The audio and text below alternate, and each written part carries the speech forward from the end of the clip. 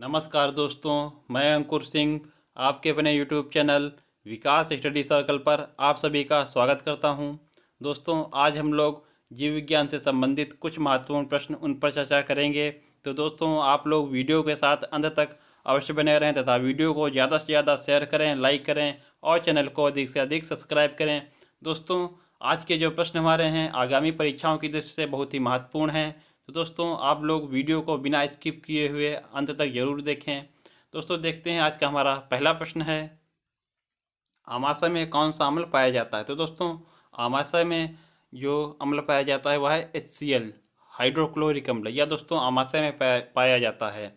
दोस्तों, अगला प्रश्न हमारा है, ग्लूकोज में कार्बन, हाइड्रोजन और ऑक्सीजन का अनुपात कितना होता है। तो दोस्तों, जो ग्लूकोज है इसका रासायनिक सूत्र C6H12O6 होता है। तो दोस्तों, इसमें जो कार्बन 6 और हाइड्रोजन 12 और ऑक्सीजन जो है वह 6 है। तो दोस्तों, इसका अनुपात की बात की जाए तो दोस्तों 1:2:1 हो जाएगा। तो दोस्तों, इसमें कार्बन, हाइड्रोजन और ऑक्सीजन का अनुपात है 1:2:1।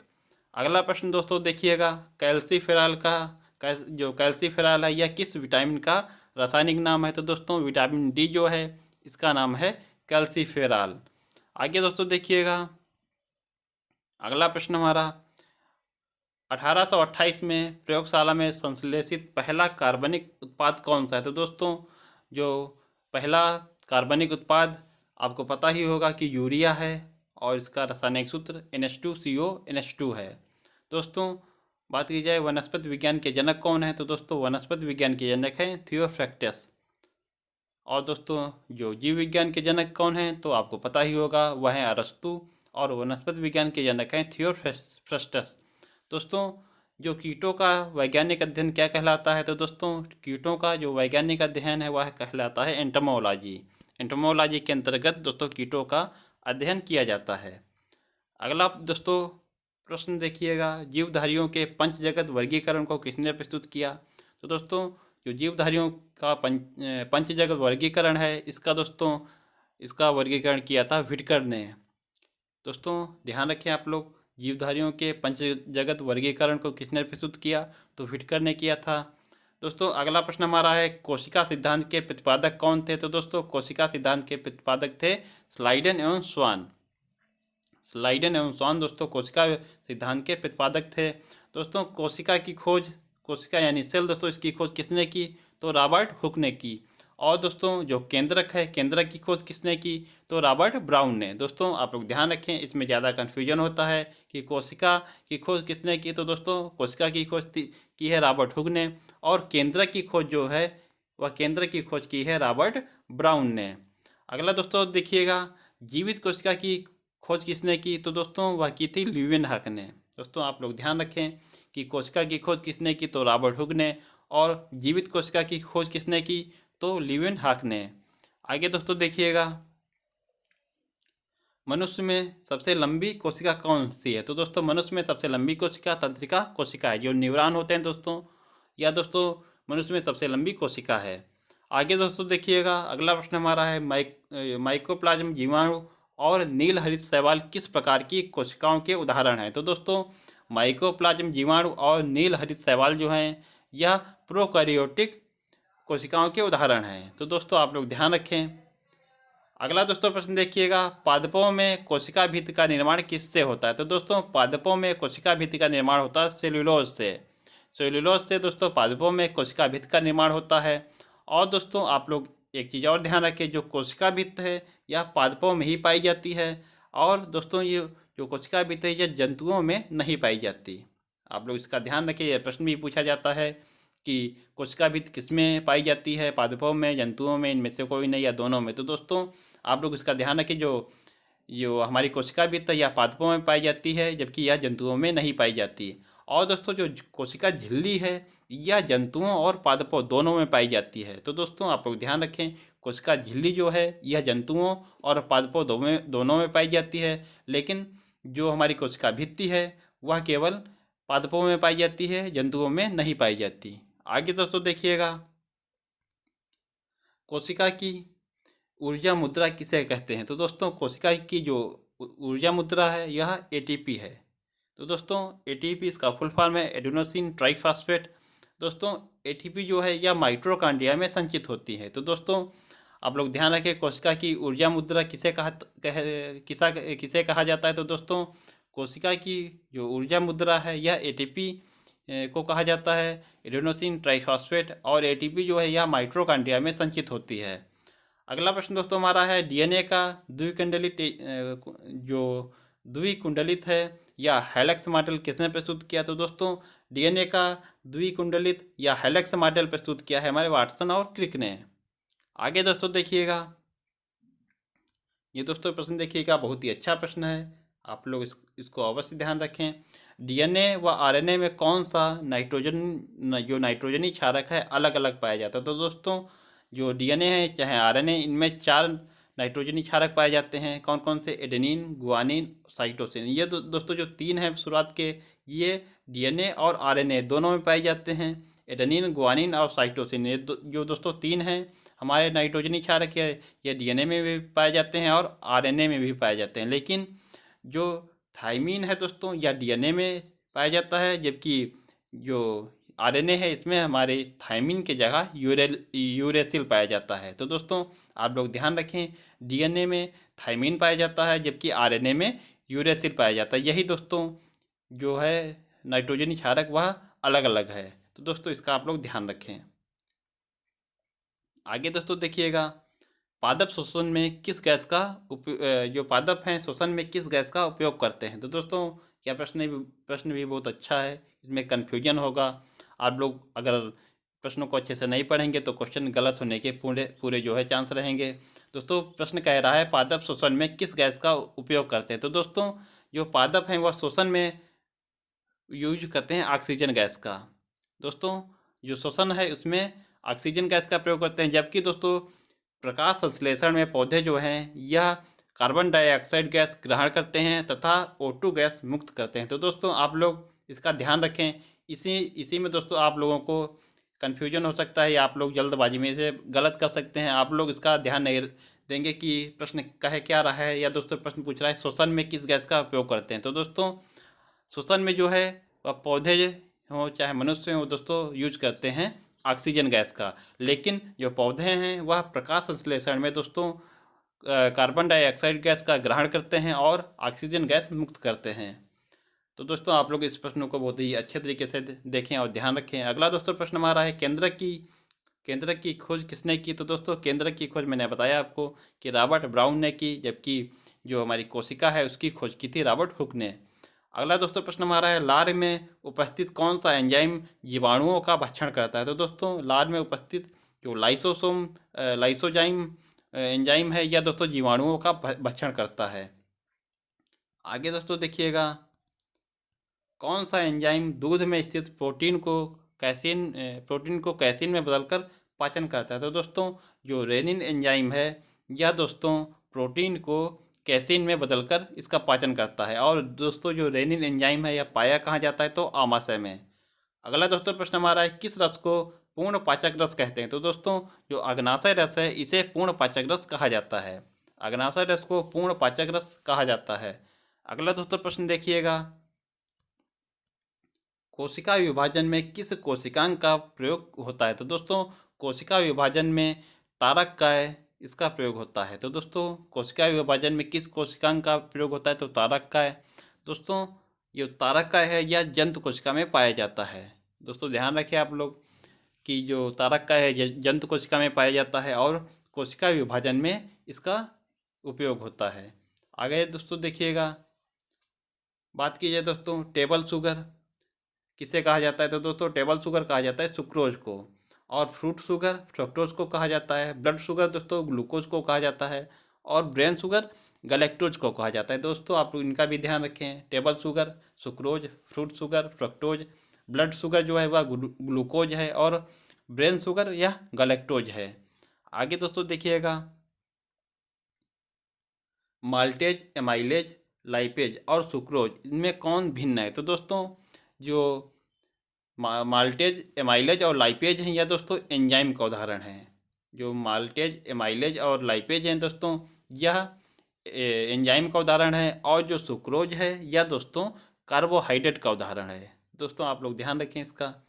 दोस्तों बात की जाए जिसके अंत में एज लगा हो, दोस्तों यह जो है वह एंजाइम का उदाहरण होते हैं, जैसे दोस्तों माल्टेज, एमाइलेज, लाइपेज। तो दोस्तों जिसके अंत में एज लगा हो वह एंजाइम का उदाहरण होते हैं, और जिसके अंत में ओज लगा हो, जैसे दोस्तों सुक्रोज, फ्रक्टोज, गैलेक्टोज, दोस्तों ये जो होते हैं यह कार्बोहाइड्रेट का उदाहरण होते हैं। तो दोस्तों आप लोग इसका विशेषकर ध्यान रखिए, जिसके अंत में एज लगा हो वह दोस्तों एंजाइम का उदाहरण होते हैं, और जिसके अंत में ओज लगा हुआ दोस्तों कार्बोहाइड्रेट का उदाहरण होता है।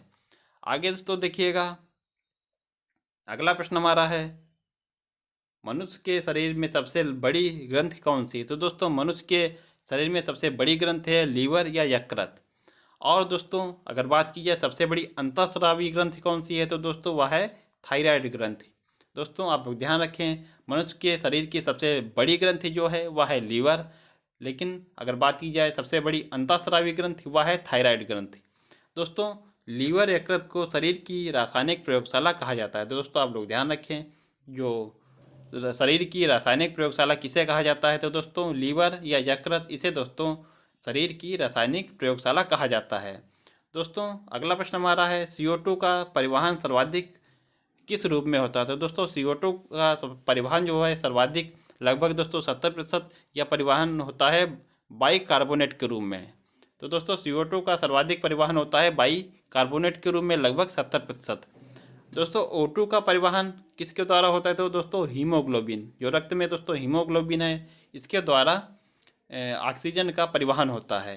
आगे दोस्तों देखिएगा, अनऑक्सी शोषण, जो अनऑक्सी शोषण है इसमें किस अम्ल का निर्माण होता है। तो दोस्तों अनऑक्सी शोषण जो है इसमें पाइवरिक जो अम्ल है इसका दोस्तों निर्माण होता है। तो दोस्तों आप लोग ध्यान रखें, अनऑक्सी शोषण में पाइवरिक जो अम्ल है इसका निर्माण होता है।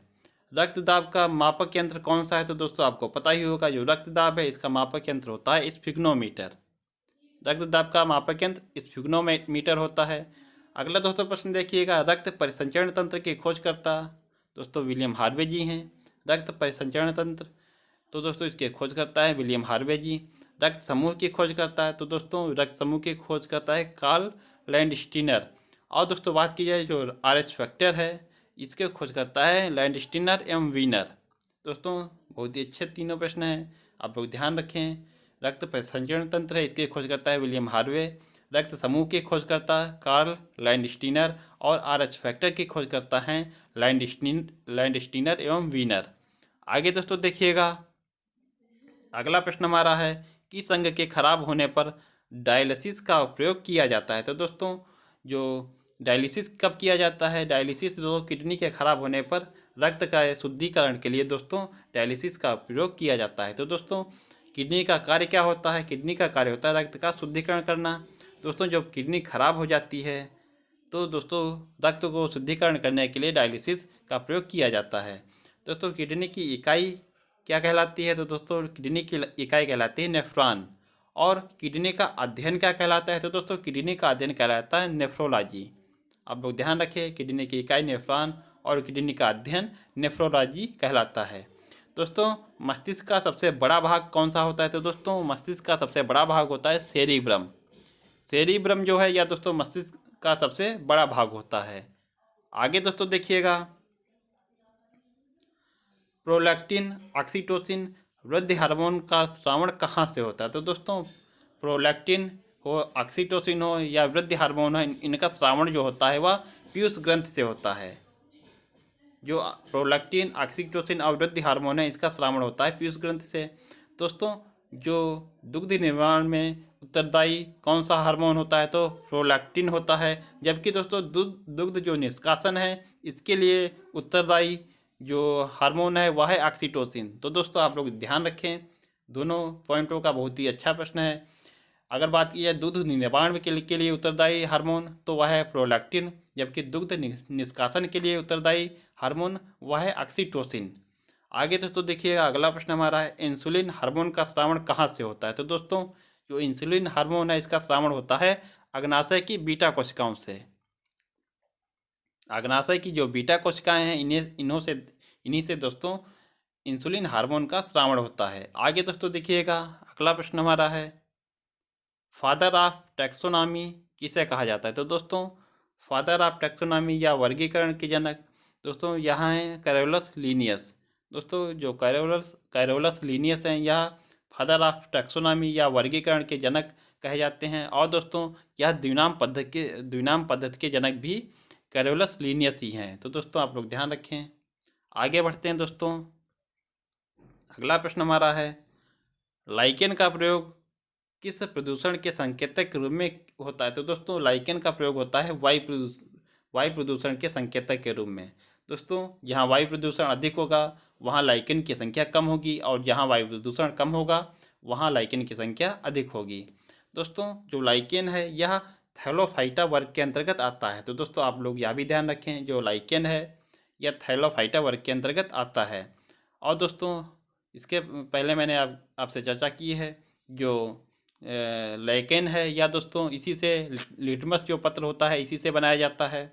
और यह दोस्तों कवक और शैवाल का सहजीवन है। लाइकेन जो है यह कवक और शैवाल का सहजीवन है।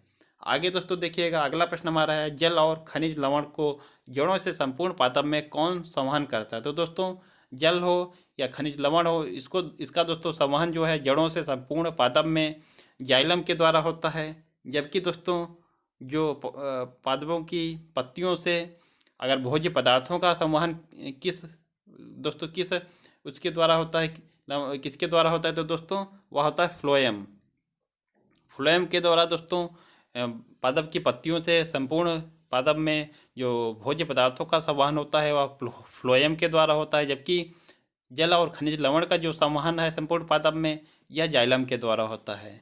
अगला दोस्तों प्रश्न देखिएगा, आलू, प्याज, हल्दी, अदरक, केसर, यह दोस्तों किसका रूपांतरण है? तो दोस्तों यह तना का रूपांतरण है। आलू, प्याज, हल्दी, अदरक, केसर, यह दोस्तों तना का रूपांतरण है। आगे दोस्तों देखिएगा, अगला प्रश्न हमारा है, फलों को पकाने में किस हार्मोन का प्रयोग होता है? तो दोस्तों एथिलीन हार्मोन का प्रयोग होता है फलों को पकाने के लिए। दोस्तों खाद्य पदार्थों के परिरक्षण में किसका प्रयोग होता है? तो दोस्तों खाद्य पदार्थों के परिरक्षण में सोडियम बेंजोएट का प्रयोग होता है, सोडियम बेंजोएट का। अगला दोस्तों प्रश्न हमारा है, मैरास्मस व क्वाशियोरकोर किसकी कमी से होने वाले रोग हैं? तो दोस्तों मैरास्मस हो चाहे क्वाशियोरकोर या दोस्तों रोग है, यह प्रोटीन के कमी से होते हैं। अगला दोस्तों प्रश्न पॉइंट देखिएगा, प्रोटीन जो है यह एमिनो अम्ल का बहुलक होता है। प्रोटीन है जो यह एमिनो अम्ल का बहुलक होता है। डीएनए दोस्तों न्यूक्लियोटाइड का बहुलक होता है। तो दोस्तों आप लोग ध्यान रखें, प्रोटीन जो है यह एमिनो अम्ल का बहुलक होता है, जबकि डीएनए जो है यह न्यूक्लियोटाइड का बहुलक होता है। आगे दोस्तों देखिएगा, एड्स, पोलियो, चेचक, डेंगू के रोग कारक कौन है? तो दोस्तों यह किसके द्वारा फैलते हैं? तो दोस्तों यह वायरस के द्वारा होने वाले रोग हैं। एड्स हो, पोलियो हो, चेचक, डेंगू, या दोस्तों वायरस के द्वारा होने वाले रोग हैं। अगला दोस्तों प्रश्न देखिएगा, डाउन सिंड्रोम व पटाउ सिंड्रोम में किस गुणसूत्र की ट्रायोसोमी होती है? तो दोस्तों बहुत ही अच्छा प्रश्न है, ध्यान रखें आप लोग। जो डाउन सिंड्रोम है यह दोस्तों 21वें गुणसूत्र के ट्रायोसोमी से होती है, जबकि दोस्तों जो पटाउ सिंड्रोम है यह 13वें गुणसूत्र के ट्रायोसोमी से होती है। तो दोस्तों आप लोग ध्यान रखें इसका। अगला दोस्तों पॉइंट है हमारा, इटाई रोग किसकी अधिकता से होता है? तो दोस्तों कैडमियम की अधिकता से इटाई रोग होता है, जबकि मिनमाता रोग जो है यह पारा की अधिकता से होता है। तो दोस्तों आप लोग ध्यान रखें, इटाई रोग कैडमियम की अधिकता से, मिनमाता या पारा की अधिकता से होता है। तो दोस्तों आज के हमारे ये कुछ जीव विज्ञान से संबंधित प्रश्न थे। आप लोगों को जो प्रश्न है यह कहीं पर दोस्तों नोट अवश्य कर लें, और वीडियो को जो है 1 से 2 बार देखें तो आप लोगों को जो प्रश्न हैं यह बहुत अच्छे तरीके से याद हो जाएंगे। दोस्तों जो हमारे प्रश्न आज के थे यह आपकी आगामी परीक्षाएं हैं, विशेषकर एसएससी जो जीडी है इसके लिए बहुत ही महत्वपूर्ण प्रश्न हैं। दोस्तों आप लोगों को वीडियो कैसा लगा कमेंट बॉक्स में अवश्य बताएं। दोस्तों अगर वीडियो पसंद आया हो तो वीडियो को ज़्यादा से ज़्यादा शेयर करें, लाइक करें, और चैनल को अधिक से अधिक सब्सक्राइब करें। दोस्तों मिलते हैं हम लोग अपने अगले वीडियो में, तब तक के लिए आप लोगों को बहुत बहुत धन्यवाद। जय हिंद दोस्तों।